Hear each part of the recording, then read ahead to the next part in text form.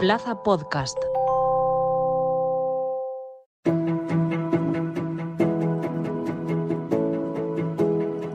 El Senado de Alicante Plaza. Corría el año 1994 y el presidente de Ruanda fue asesinado en un magnicidio cuando su helicóptero fue alcanzado por un misil.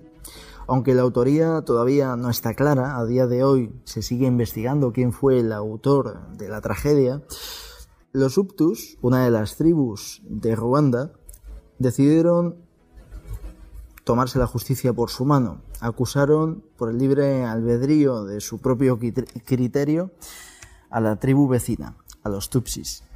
Y lo que hicieron fue masacrar a 800.000 personas de esa tribu. Fue una verdadera barbarie. Pese a que el enviado de la ONU alertó y animó a actuar a sus colegas, la Organización Mundial se mantuvo impasible y no actuó ante ese episodio tan oscuro del continente africano. Una historia que la película Disparando a perros relata perfectamente. O si quieren también complementarlo, el libro Una temporada de machetes de Jim Corbett también es ideal para saber el calado y la trascendencia que tuvo pues ese episodio tan turbio. Unas manchas oscuras, algunas de las muchas que tiene la Organización de las Naciones Unidas, me estoy refiriendo, y hay otros largometrajes que también tratan el tema, como es, por ejemplo, el caso de Doble Traición, o La Verdad Oculta, que tratan pues de los temas de corrupción que también afectan a la ONU. No pretendo despotricar aquí contra la ONU, creo que hace cosas buenas, creo que ha ayudado al mundo en general, pero me hace mucha gracia cuando todo lo que sale de las Naciones Unidas va a misa y adquiere tintes de una especie de encíclica papal. Es como si se hubiese convertido en la iglesia del siglo XXI, en una iglesia laicista, pues en la cual pues parece que tenemos que considerar todo lo que dicen como si fuese la verdad absoluta. Puedo estar de acuerdo, y me estoy refiriendo a las leyes de concordia, a estos escritos de los relatores de las Naciones Unidas a colación de esa ley. Puedo estar de acuerdo en eso, de que es una frivolidad equiparar las muertes por terrorismo con las otras víctimas del franquismo. Sin embargo, sí que es verdad que demuestra una visión sesgada, esos informes, de la historia de nuestro país, de la historia que en ocasiones se desconoce, porque cuando uno mira para atrás, cuando uno mira, se da cuenta que en el 1931, que es desde el año en el cual se quieren aplicar estas leyes, una de ellas aprobada en la Comunidad Valenciana y otra en Castilla y León, se da cuenta de que en la Segunda República también hubo represión por parte de los republicanos. Que se lo digan, no quiero caer en el cliché, pues a los sacerdotes y a las monjas, pues que violaron y mataron. O también que se lo digan que en el año 1931 hubo aproximadamente 2.000 represaliados por los republicanos. Es decir, que no eran hermanitas de la caridad, y creo que es bueno que también se recuerde eso, no solo el franquismo, sino también las rebeldías que se han cometido en el pasado, antes del franquismo. Y eso indica, o eso también muestra, y eso explica, pues por qué intelectuales bastante moderados como Unamuno, Ortega y Gasset, pues financiaron el golpe de Estado. No lo financiaron directamente, pero sí que financiaron a las tropas sublevadas. Es decir, que tiene todo su sentido. No viene de la nada ese golpe de Estado. Fue un golpe de Estado a un régimen democrático, pero que desgraciadamente estaba en cierta manera degenerando y estaba convirtiéndose en una democracia licuada, en una democracia descafeinada. Me hace mucha gracia cuando Feijóo dice eso de que los relatores de la ONU no se han leído las leyes. que critican. Me hace mucha gracia porque me recuerda a cuando mi profesor de teoría del derecho le decía a los alumnos en cuestión: vas mal, no te has leído el temario, ¿no? Pues yo creo que en este caso pasa algo parecido, pero voy más allá. No es que no se hayan leído las leyes, es que no se han leído la historia de España. No se la han leído y es muy curioso que intenten reseñarla sin haberse leído esa historia. Una historia que no conocen. Antes de hablar de la historia de un país, por favor, léansela bien. Esto es como el que reseña un libro sin leérselo. Permítanme que les diga que no voy a tomar en consideración su reseña, porque creo que no se habrán leído el libro del que están opinando. Bienvenidos al Senado de Alicante Plaza. Comenzamos. Nos vamos a nuestra librería de cabecera, Pincho Nancó, y traemos un libro interesante. Bueno, un libro no, varios, porque creo que este es un tema, pues creo que viene bien informarse, viene bien tener una robusta bibliografía. Me estoy refiriendo, por ejemplo, al libro de La Revolución Española de Stanley Payne. Este es un autor cuya historia es curiosa. Es un autor que era comunista, pero tras investigar sobre la Segunda República se hizo liberal.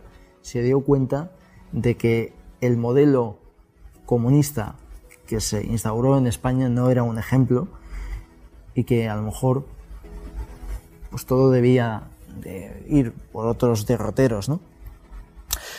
No podía faltar en esta bibliografía un clásico, Chávez Nogales, un autor, y no voy a recomendar un libro en concreto, sino que recomiendo este autor, un autor que llegó a decir: he hecho méritos suficientes para que me fusilen los dos bandos. Creo que ese es el punto de vista que debemos tener una visión lo más objetiva posible, sin sesgo ideológico de ningún tipo.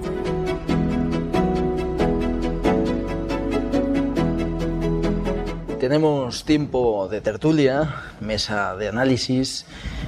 Nuestros senadores ya han tomado posesión de sus escaños. Y bueno, empezamos además con una cara nueva, ¿no? Eduardo Alarcón, ¿qué tal? Buenos días, Jorge. Gracias por la invitación. Nada, es un placer. ¿Todo bien? Muy bien, muy bien. Me alegra mucho. Fernando Llopis también está con nosotros. ¿Qué tal? Encantado de estar aquí con vosotros. Igualmente, ¿todo bien? Bueno, todo bien no, pero vamos, no lo podemos decir. ¿Para qué vamos a decir la verdad, no? Como se suele decir, ¿no? Sí. Y Luis Amat, ¿qué tal? ¿Qué tal, Jorge? Buenos días. ¿Todo bien? Todo bien, perfecto. Todo marchando y estupendamente. Me alegro mucho. Bueno, como siempre digo, cuando durante la grabación de este programa sois senadores, ¿sabes? Estáis aforados, ¿eh? Así que, como es el Senado de Alicante Plaza, vamos a hablar de un tema, pues un tema controvertido, ¿no? Pero bueno, como este es un Senado que no hay tanta tensión como en el Senado de Madrid, ¿no? Será pues la calima alicantina, el clima, pues que en este Senado está todo más tranquilo, ¿no?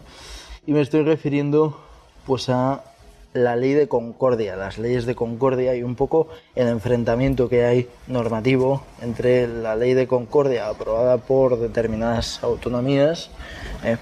Normalmente se suele decir que Aragón ha aprobado o va a aprobar una ley de concordia, pero ellos destacan que no es exactamente una ley, sino que es una especie de rango menor, ¿no? Y la ley de memoria democrática aprobada hace algunos años por el gobierno de España, ¿no? Que es como una especie de deconstrucción de la ley de memoria histórica. Os quería plantear, porque ahora está en tela de juicio, ¿no? Prácticamente desde su redacción lo ha estado, porque ahora ha intervenido la ONU, ¿no? La Organización de las Naciones Unidas, a través de sus relatores, a través de un informe que hay que decir que no es vinculante, por mucho que el gobierno diga pues que se tiene que tener en cuenta y demás, pero simplemente dicen pues que puede atentar contra determinados derechos humanos, ¿no? Porque lo que hace es, en cierta manera, para algunos banalizar el conflicto, la guerra, al equiparar a las víctimas también de terrorismo, ¿no? Al meter en ese saco, ¿no? También tiene modificaciones a la hora de ampliar el periodo, es decir, ya no considera solo la dictadura, sino que a través de la Segunda República en 1931, las víctimas que hubo en ese tiempo también entran en esa ley, ¿no? Quería saber primero vuestra opinión sobre esta ley de concordia, que precisamente está despertando de todo menos esa concordia que pone nombre a esta ley. Fernando. Bueno, yo partiendo de la base de que a mí, que soy una de las personas que me gusta la historia, me gusta recordar y leer sobre los sucesos acaecidos en general en España y en el mundo, que está bien que se estudie esa historia, ¿no? Pero a mí me da la sensación, y cada vez la tengo más clara, que esta ley de memoria histórica primero y esta ley de concordia después simplemente es una cuestión política, no es una cuestión de vamos a intentar recuperar ese pasado, sino vamos a intentar utilizar ese pasado para enfrentarnos en el presente. Y después también demuestra que la incapacidad de los gobernantes en general de asumir problemas del día a día, como pueden ser la sanidad, la educación, la vivienda pública, el acceso a la vivienda, la ocupación, por ejemplo, una gran cantidad de problemas que tenemos a día de hoy, intentan construir leyes del pasado, que estaría bien, pero el problema que hay es que olvidan la aprobación de leyes para solucionar los problemas del presente y se centran en cosas que yo creo que más que solucionar los problemas los agravan. Y al fin de cuentas, si llevamos prácticamente casi un año de legislatura, y el Partido Socialista y sus socios filoterroristas, comunistas, independentistas, etcétera, han sido incapaces de aprobar ninguna ley que mejore la vida de los españoles. Y ese es el problema. Para mí el problema que hay es que estamos hablando de temas que no mejoran la vida de los españoles a día de hoy. Sí, yo creo que es un clásico en la política desde hace mucho tiempo, la utilización de la historia y de los relatos sobre la historia para servir a un interés ideológico, a un interés de partido, a un interés incluso electoral.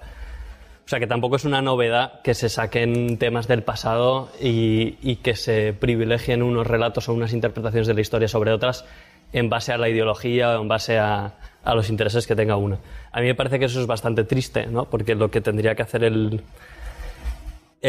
poder político o los gobiernos no es privilegiar unos relatos o unas interpretaciones sobre otras, sino garantizar la libertad de los historiadores y garantizar la libertad de investigación para que cada uno, pues en base a sus estudios, defienda las interpretaciones de la historia que crea más fieles a la verdad de lo que ha sucedido, ¿no? Que eso es lo que tiene que hacer un historiador. Y luego, por otro lado, me parece bastante triste cómo se aborda el debate sobre estas leyes. Es decir, se aborda muchas veces desde la perspectiva de que si tú te manifiestas en contra de la ley de memoria democrática del PSOE y Podemos, ¿no? Pues directamente eres un fascista, ¿no? O eres una persona que defiende la dictadura. O incluso, no ya que te manifiestes en contra, sino que, porque yo soy de la opinión de que te puede parecer que hay elementos positivos en una ley y elementos negativos. O sea, no significa que todas las leyes son enteramente positivas o enteramente negativas, ¿no? Pues puede haber elementos positivos, ¿no? Como bueno, pues subvenciones o ayudas para que las familias puedan enterrar dignamente a los muertos que están en fosas comunes, etcétera. Pues eso me parece un elemento positivo. Ahora, muchas veces se utiliza ese elemento de enterrar dignamente a los muertos para echarlo a la cara o para echarlo encima de aquel que critique alguna cosa de la ley de memoria democrática, y simplemente se le tacha de fascista o se le tacha de defensor de la dictadura franquista por estar en contra de algunos puntos de esa ley, ¿no? O sea que yo lo que defiendo es que se puede estar a favor de ciertos beneficios o subvenciones, etcétera, para las víctimas y sobre todo para enterrar dignamente a los muertos, y se puede estar en contra de otros elementos de la ley, porque la ley no solo va de eso, la ley incluye otra serie de cuestiones. O sea, el tema de los enterramientos y de las exhumaciones, pues es una sección dentro de un capítulo, dentro de un título de la ley, o sea que hay más temas, ¿no? Y dentro de esos temas creo que se debería poder opinar libremente y estar a favor de unos y en contra de otros sin necesidad de ser pues ni un peligroso comunista ni un peligroso fascista, ¿no? O sea, me parece que habría que tomarse el asunto con un poco de calma, ¿no? Oye, si alguno de esta mesa es peligroso, yo me voy, ¿eh? O sea, claro, yo creo que no hay ningún elemento peligroso aquí. El más peligroso eres tú, con lo cual no... No, me quedo tranquilo. Luis... Pues has hecho bien de ponerte en medio porque yo estoy en contra de lo que han dicho los dos. Porque yo creo que la ley de memoria democrática es una ley necesaria, que antes debía de haber estado en vigor, porque realmente durante toda la época de la dictadura se glorificó, homenajeó absolutamente a todos aquellos que desde el bando de Franco, el bando revolucionario que realmente derrocó a la República legalmente y democráticamente constituida. Luego, incluso en la época de la transición, el franquismo no ha acabado todavía. Hay mucha gente olvidada. Mucha gente en cunetas, mucha gente que está deseando a recuperar a los suyos, bebés robados. Hay un montón de cosas, gente represaliada, que todavía no se ha reparado. Y entonces, claro, no se trata de ideología política, se trata de humanidad, ni más ni menos. Unos, o sea, los que propiciaron esa guerra civil, ya han tenido sus homenajes. Pero los otros, los olvidados, los represaliados, los fusilados, los enterrados en fosas comunes, toda esa gente necesita una reparación. Las familias necesitan una reparación de lo ocurrido. Y eso es lo que realmente la memoria histórica tiene que hacer. Y por supuesto, tal como ocurre en otros países donde el fascismo o el nazismo ha imperado durante un montón de años, todos los movimientos, asociaciones de índole franquista o fascista debían de ser abolidas, porque el fascismo está claro que es una lacra para la humanidad. Sí, yo simplemente dos cosas. Yo creo que estamos todo el mundo de acuerdo que cualquier persona quiera recuperar los restos de sus familiares o de sus ancestros. Todos los españoles, nacionales y republicanos, fusilados, porque es que unos fusilaron y otros fusilaron también. ¿Por qué le llamamos nacionales? Si todos somos nacionales, bueno, todos somos españoles. No, lo que quiero decir es nacionales, simplemente lo digo porque en su época se llamó ya, el bando pero es nacional. que ahora yo creo que está de más bueno, el pues decir el nacionales. Bando franquista, si quiere usted llamar, Correcto. porque franquista tampoco fue el principio. Me puedes tutear si quieres. Sí, vale, pues Luis. Lo que quiero decir es que yo creo que todo el mundo estamos de acuerdo de que se pueda recuperar los restos de las personas que están en las cunetas. Lo que no tiene sentido es una ley que diga desentierro, pero si son del bando franquista los vuelvo a enterrar, y si son del bando eso no lo dice la ley. Bueno, más o menos eso es lo que se hace y se ha hecho. En absoluto. Y yo creo que al final después hay una cosa importante, y es una cosa que muchas veces no olvidáis. El fascismo está prohibido en muchos sitios, en muchos lugares, pero el comunismo también. El comunismo es una doctrina que ha matado más gente que cualquier otra, y aquí se sigue alabando a muchísimas personas. Yo, por ejemplo, pongo un ejemplo. En Mislata, que es una calle donde yo vivía en esta época que estuve en Valencia, yo vivía en la calle Che Guevara. Asesino, homófobo y además cobarde, que se dejó pillar prisionero cuando él decía que antes morir de pie que vivir... No, morir, ¿cómo era? Morir de pie que vivir arrodillado, y se entregó, ¿no? Y se rindió. Es decir, el problema que hay es que se está alabando a determinadas personas y no se mira a nosotros. Yo creo que hay que mirar el pasado, me parece fantástico, creo que es bueno recuperarlo, pero sin ira, sin pensar que los políticos de ahora tienen que ver con el bando franquista, con el bando comunista de aquella época, por ejemplo. Yo es lo que veo. No, sí está claro, el pasado, pero es que el pasado, la memoria democrática es mirar el pasado sin ira. O sea, es decir, no hay ninguna ira. Pero si se han enterrado cadáveres de restos humanos de nacionales porque decían, no, esto no son republicanos, es que nos vamos a enterrar. Yo creo que el léxico de la guerra civil, yo creo que está de más ahora mismo. O sea, precisamente el emplear ese léxico de la guerra civil nos hace volver al pasado de una manera que no se debe volver. Rojos y nacionales, no. Todos somos españoles. Los republicanos, eran españoles.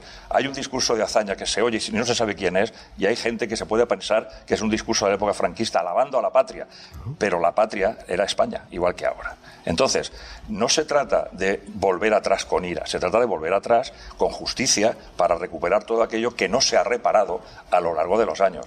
No hablemos de los comunistas porque yo no he hablado de ellos, yo he hablado de los fascistas. O sea, bueno, no hay que desviarse. Se puede hablar de todo, no, es que yo he hablado de los fascistas. El tema de los comunistas, en España no ha habido comunismo durante la época, desde el final de la dictadura hasta ahora.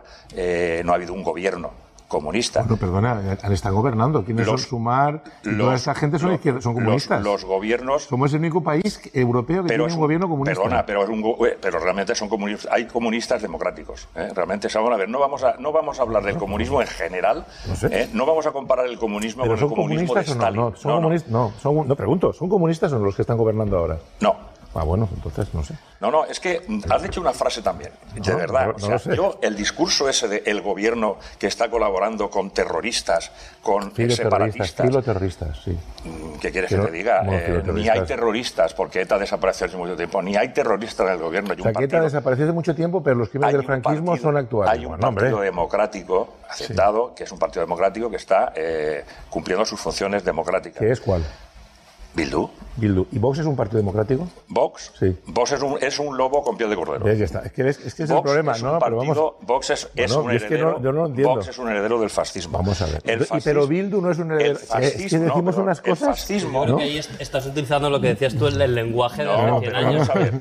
Vox, hablar de que Vox es un partido fascista. ¿Quién está en Vox? Sabemos lo que es. ¿Quién está en Vox? ¿Cuáles son las propuestas que hace Vox? Yo no diría que a Santiago Abascal y que las propuestas de Vox, yo me he leído el programa de Vox y no veo fascismo, o sea, sinceramente, o sea, no, y creo que es confundir, o sea, si metemos en el saco del fascismo a tanta gente, al final dejamos de saber qué es el fascismo. No, a tanta gente no, simplemente a aquellos de ideología fascista. Vox, y además tenemos en cuenta una cosa, tenemos ahí a Milei, que lo ha recibido con palmas y olivos, que también, digamos que no es demasiado pero democrático. Milei es fascista no también. Es demasiado democrático que digamos, ¿vale? No es democrático Javier Milei, no es democrático.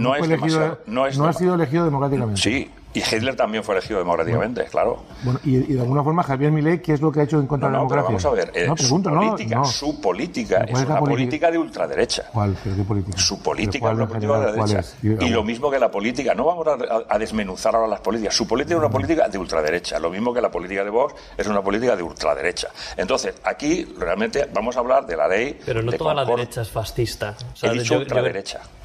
Claro, pero antes hablabas de Vox como un partido fascista, entonces yo creo que también, porque también volviendo un poco a lo que estábamos, que es la guerra civil, etcétera, creo que hay un relato que a veces se hace que no es del todo exacto, o sea, que tiene parte de verdad, pero no es del todo exacto, que es hablar de la guerra civil como un enfrentamiento entre demócratas y fascistas. O sea, creo que eso no es, la realidad histórica no es esa, tanto en el bando franquista como en el bando republicano había gente de diversas ideologías. Dentro del bando franquista había fascistas, por supuesto que había fascistas, pero había tradicionalistas, había liberales conservadores, o sea, y no todo es lo mismo. O sea, creo que también hay que separar.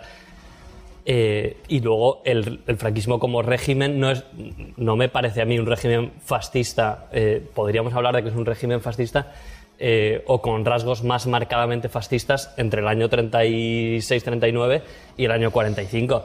Pero hablar de que el franquismo es un régimen fascista en el año 60... ¿Y en el 70? Pues yo no lo veo así. Yo lo veo así por mí, por mi familia y por mis seres allegados. O sea, cada uno se mueve en un círculo que ha tenido sus relaciones a nivel. No, pero yo lo digo por lo que son las políticas, o sea, las políticas del franquismo en los años 30, 40 y en los años 60 no es lo mismo. Entonces, no puede ser todo fascismo, porque es un régimen diferente. Un régimen totalitario. Por supuesto. Sí, pero no todos los regímenes totalitarios son fascistas. Yo, si me permitís, en este caso no estoy de acuerdo con él. Yo creo que de alguna forma Franco se levanta con una democracia legal y están incumpliendo la legalidad. Es decir, yo creo que por eso que en el fondo, independientemente de que estuviera formado por tradicionalistas, falangistas y de todo tipo, También es cierto que la izquierda, el Partido Socialista Comunista, se levantaron el 34 contra la República legalmente establecida y Esquerra Republicana, que también fue en el 34, lo mismo. Es decir, el problema que hay es cuando solamente se quiere mirar julio del 36 y no se quiere mirar el octubre del 34. Es decir, cuando empezamos a mirar la historia de un sesgo, ¿no? Es cuando tú ves un partido y solamente te fijas en las decisiones del árbitro que te han perjudicado a ti y no en las decisiones del árbitro que te han favorecido, ¿no? Yo creo que al final hay que mirar la historia en su espectro amplio y obviamente se puede decir, ¿Franco generó una dictadura? Sí. ¿Franco dio un golpe de Estado contra una democracia legalmente establecida? Sí.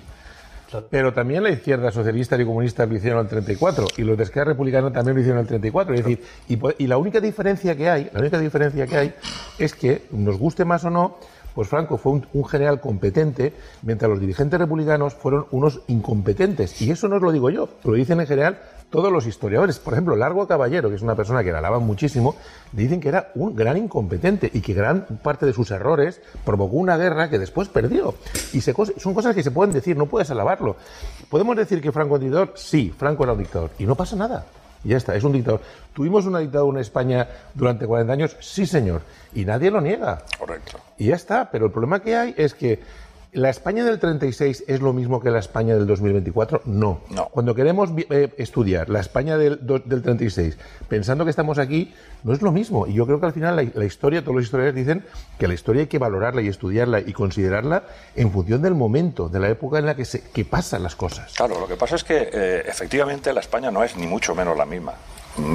Menos mal. O sea, tenemos un régimen democrático, tenemos unas libertades que antes no había, tenemos un modo de vida que antes no había, pero realmente hay familias que todavía están padeciendo el tener sus... El otro día, cuando estuve yo en el homenaje a los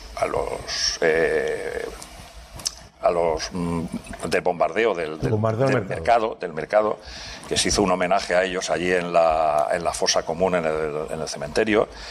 Pues hay una asociación en Alicante de enterrados en la fosa común que están todavía esperando resoluciones para poder sacar a sus seres queridos de allí.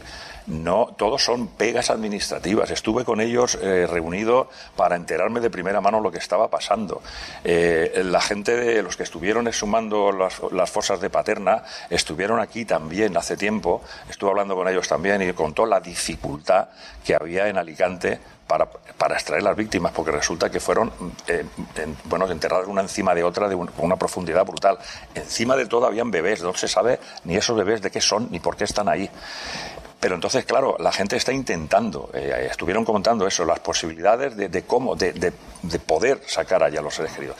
Y todo eran pegas. Y lo mismo que pasa en el cementerio. ¿Quién enterró a las víctimas del bombardeo del mercado? No, es que estoy hablando que allí estaban en el bombardeo del mercado y aparte resulta que estaban también los fusilados. Claro, pero por eso digo, pero las víctimas del bombardeo, imagino que las enterrarían los republicanos de aquella época. No, hubo un homenaje, pero que allí estaban enterrados. Lo que estaban enterrados allí son las víctimas del franquismo. Y el homenaje era para todos.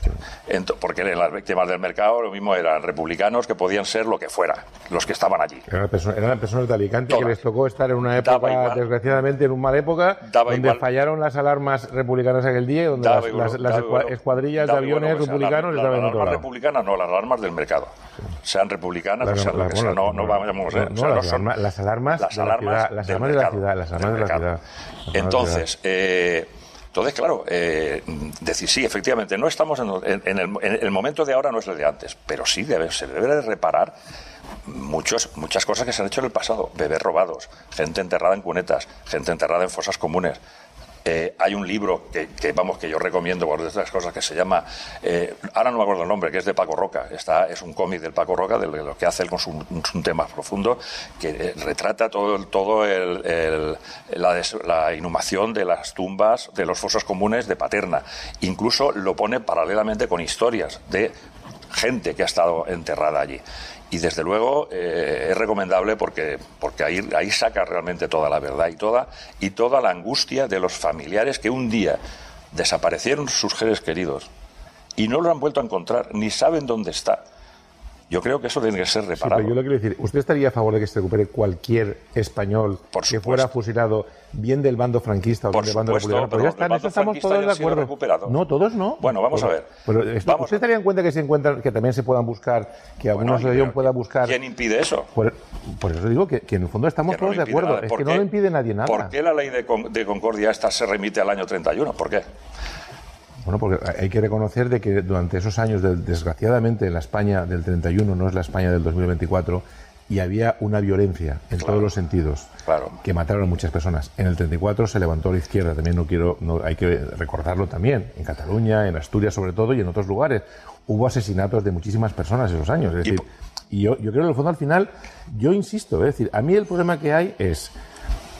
¿Tiene que haber leyes para, por ejemplo, recuperar los cuerpos en las fosas comunes? Por supuesto, se tiene que ayudar, no hay ningún problema. Pero el problema que hay es que esa ley de memoria histórica, en vez de haberla hecho el PSOE solo, o ahora mismo el PSOE y Bildu, tendrían que haberla hecho todos los partidos, porque creo que ningún partido se opone a eso. Yo recuerdo, le voy a comentar una anécdota que estaba yo presente el día de la inauguración del monumento del bombardeo al mercado de Alicante, que es una masacre mucho mayor que la de Guernica, pero evidentemente no tuvimos un Picasso que la pintó. Muy bien.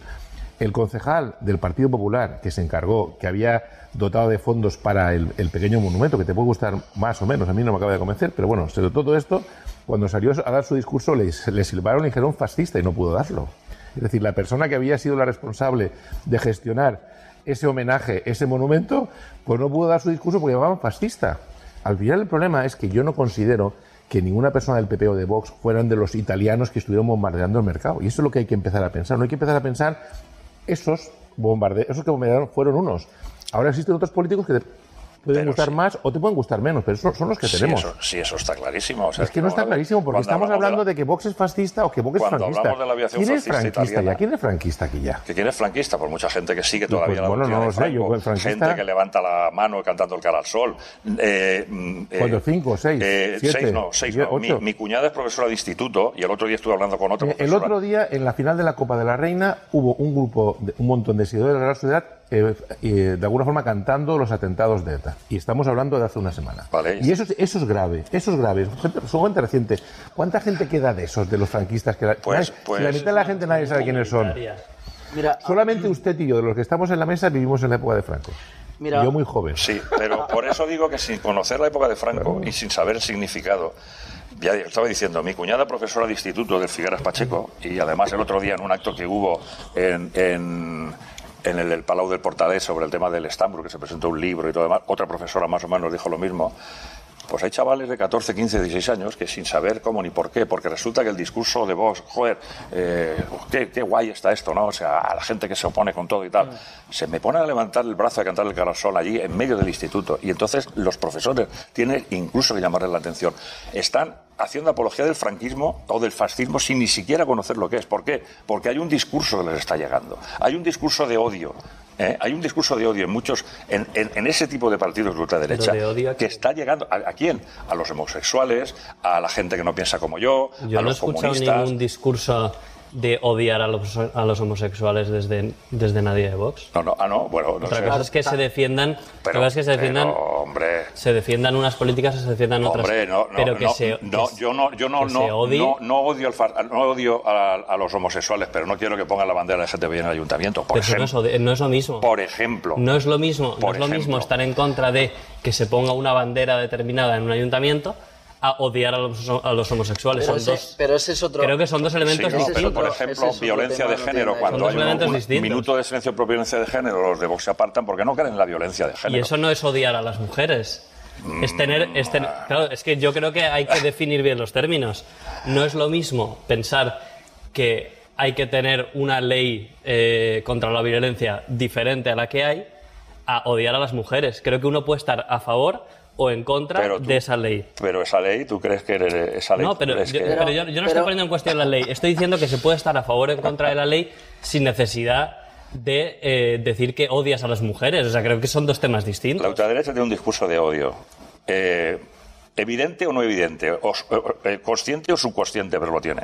Pero de todas formas, no estamos hablando de la ley de violencia machista, estamos hablando de otras leyes. Sí. Así que vamos a centrarnos en el tema. Voy a abrir un melón interesante. No, yo quería un segundo hablar, porque yo la pregunta de la República era porque, claro, yo, según he visto y según he leído, aquí tengo la ley de memoria de la Concordia esta, y habla de que se coge la época de la República porque fue quizá el origen que dio lugar a la guerra civil. Pero yo digo, ¿y cuál fue el origen de la República? La época de Alfonso XIII, la represión que había en Alfonso XIII, la cantidad de hambruna que había en la época de Alfonso XIII, los asesinatos que hubo en la época de Alfonso XIII, ¿eso no se cuenta? Sí, ya anteriormente. Eso fue, la guerra de África, es que, por eso. Pues si nos vamos más hacia atrás, es que todo, a la eso me historia, refiero. cada camino tiene que ver A eso me refiero. Claro. Que si resulta que, lógicamente, un sistema político es consecuencia del sistema anterior. La República fue consecuencia de todo lo que ocurría en la época de Alfonso XIII. ¿Vale? Pero ¿por qué entonces tenemos que volvernos? Estamos hablando de la ley de memoria democrático a partir del 36, no a partir del 31. Mira, yo le digo una cosa, es decir, el Partido Socialista y Bildu definen una ley de memoria histórica para estudiar a partir del 36. Y como son los partidos que están gobernando, pues los asumimos fantásticamente, que hagan lo que quieren porque gobiernan. Ahora el Partido Popular y Vox deciden que en vez del 36 es del 31. Pues fenomenal, son los que gobiernan y ya está. Es decir, al final el problema, lo que no puede ser es que, como no gobiernan, como no hacen lo que yo me gusta, me parece mal y es fascista. Pues no. Pues ahora mismo hay una mayoría en la Comunidad Valenciana que dice, vamos a estudiar desde el 31. Como podían haber dicho desde el 29 o desde el 21. Claro. Es decir, desde la época que hubiesen querido. Pero si esa ley de memoria histórica, mucho hablamos de que ha sido el Partido Socialista y Bildu.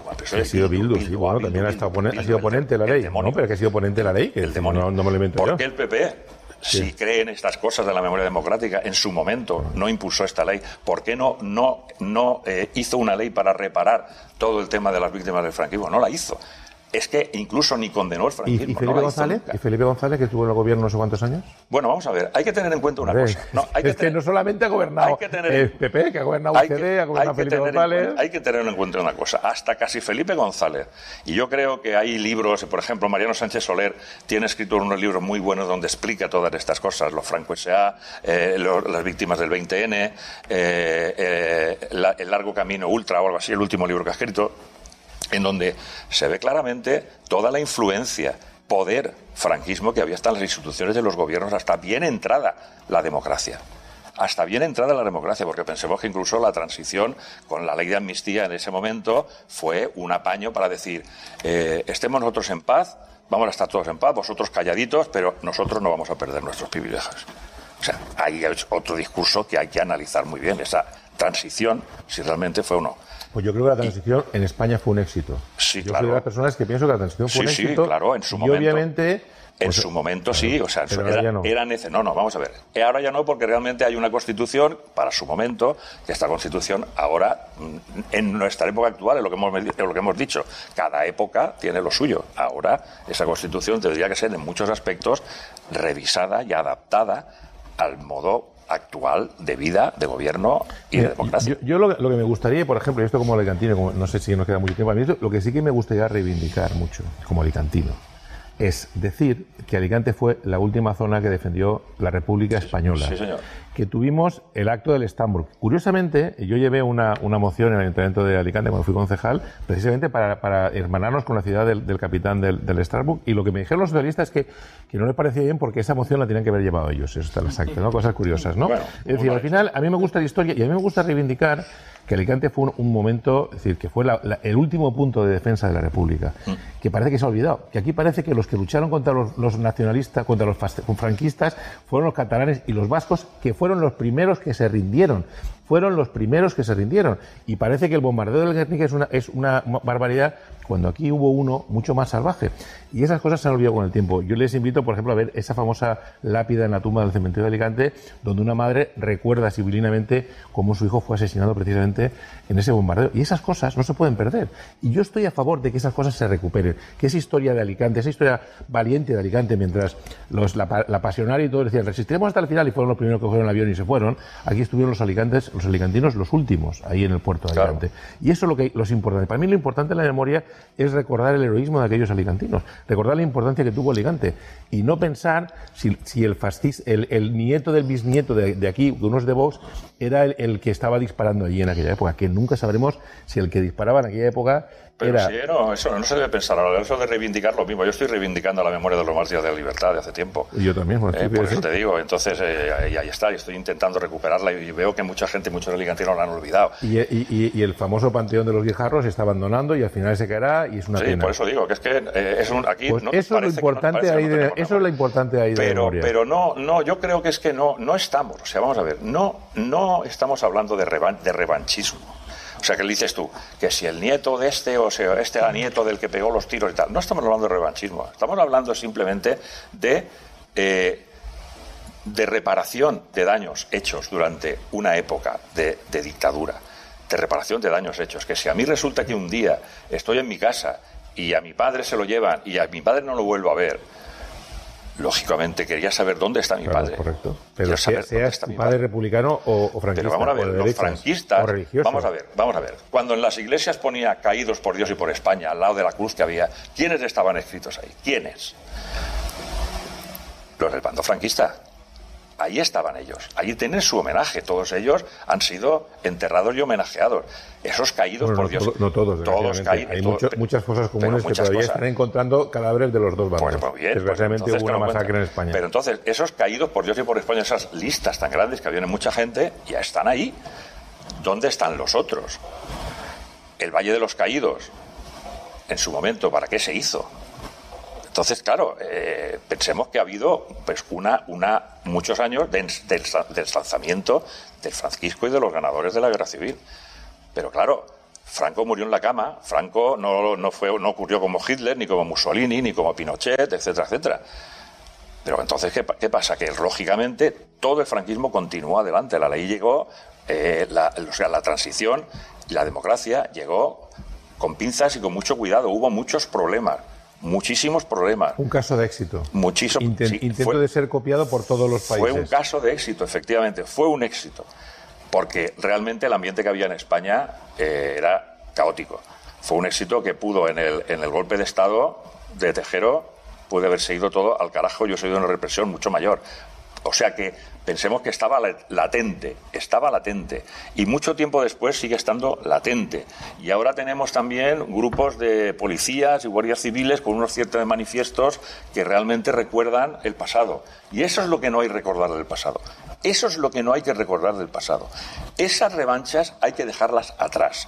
No se trata de revancha, no se trata de decir, tú me has hecho... No, se trata de reparar aquello que a mí o a mi familia me hicieron. Yo he vivido eso. Yo he vivido hecho. Yo no he dicho. Claro que de todos. Pues pero vamos a ver. Estamos de acuerdo en pero eso. ¿Tú crees que aún. En eso estamos todos de acuerdo. ¿Tú te crees que van a sacar una. Pero claro, ¿tú te crees que van a sacar de todos? Pero vamos a ver. Es que esto es igual que la ley de violencia de género. Vamos a ver. Posiblemente hay algunas mujeres que le den de bofetada a sus maridos. ¿Pero cuántas?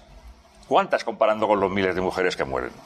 Sí, de acuerdo, hay que repararlo. No son miles de mujeres. No son miles de mujeres. Miles. ¿Cómo que miles? ¿Cuándo que miles? ¿Cómo que miles? Tampoco entremos en la ley de violencia machista. Hombre, ya lo he dicho. Pero es que es una comparación. Decir, sí, la pero ley... tampoco entremos en profundidad porque si no se nos va la. Pues entonces la ley tiene que centrarse en donde está el mayor mal. Centrarse en donde está el mayor mal. El otro está ahí y también es reparable, pero la ley tiene que cubrir. Entonces la sanidad solamente se ocupa de las cosas graves, de las cosas que afectan a las enfermedades raras, afectan a pocos. ¿Es lo mismo? No, es lo mismo. No es lo mismo. Bueno, estoy diciendo, si hay casos de violencia, habrá que atajarlos, sea de lo que sea. Para terminar, quería pediros un titular. Perdonad pero el tiempo ya sabéis que es limitado. Uy, ¿ya ha pasado? Se pasa volando, ¿has visto? Madre mía. Quería pediros un titular, es un melón interesante que ha abierto Fernando, ¿no? Que cuando habéis empezado a hablar de Bildu y demás, ¿no?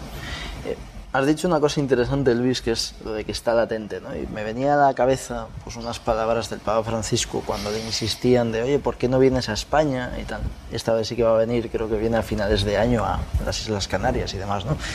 Pero tampoco hace estancias largas porque dice que en España no hay paz, ¿no? Dice que no, el ambiente no está como para que él venga y demás, ¿no? Y uno de los motivos yo creo que también tiene que ver con que hay determinada sensación de que todavía no se ha hecho la justicia que se tiene que hacer, no solo con las de la víctima de la guerra civil, sino también con las víctimas de ETA. Entonces lanzo y quiero que me digáis vuestra opinión en 30 segundos, perdonad que no sea más tiempo. ¿Debería ampliarse la ley de concordia y la ley de memoria democrática también a las víctimas de ETA? Es decir, hay heridas, hay abiertas también. Yo creo que la ley de memoria que funcionaría en España sería una ley que fuera aprobada por una ingente mayoría, yo diría por unanimidad, en el Congreso de los Diputados. Esa sería la auténtica ley de memoria reparadora. Cuando un bando lo utiliza como arma contra el otro, no va a funcionar jamás. Sí, yo estoy de acuerdo en que, creo que estamos demasiado acostumbrados a que las leyes salgan en el Congreso por la mínima, es decir, por un diputado más de la mitad, ¿no? Y entonces con la mitad del Congreso y muchas veces con la mitad de la sociedad española en contra. Creo que en leyes tan importantes como esta estaría muy bien ver por lo menos una mayoría bastante más amplia.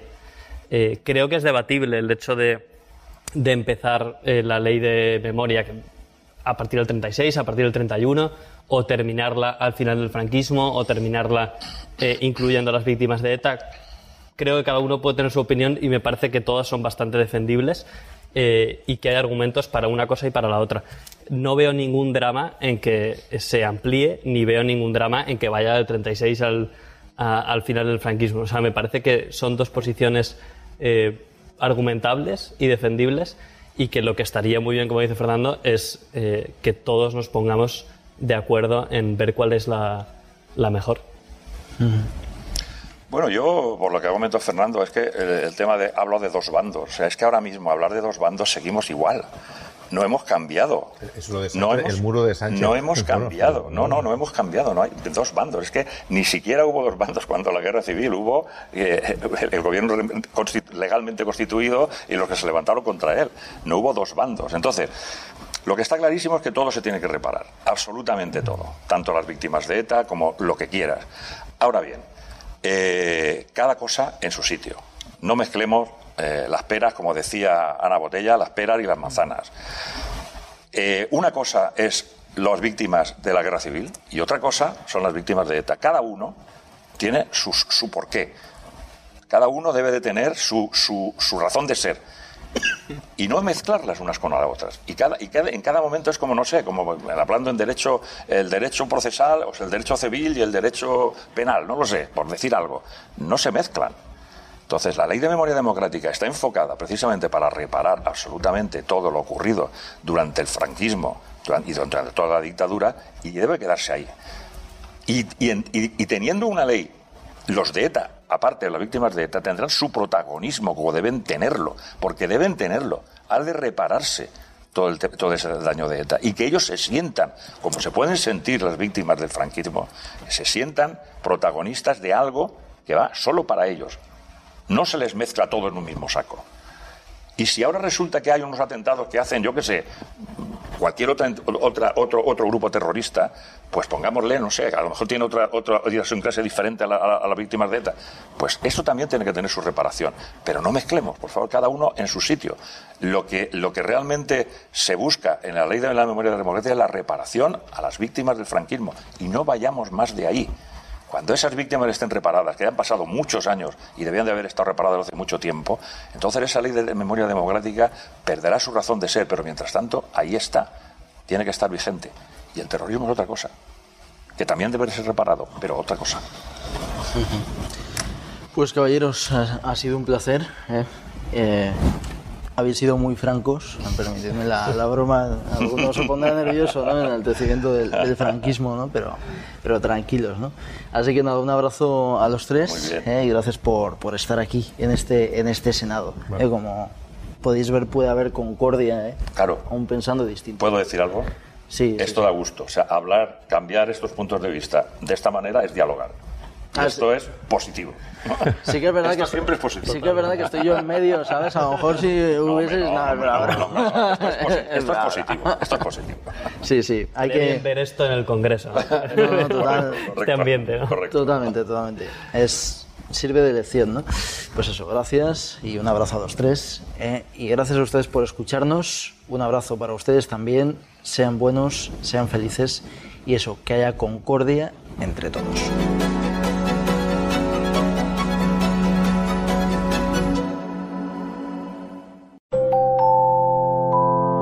Plaza Podcast.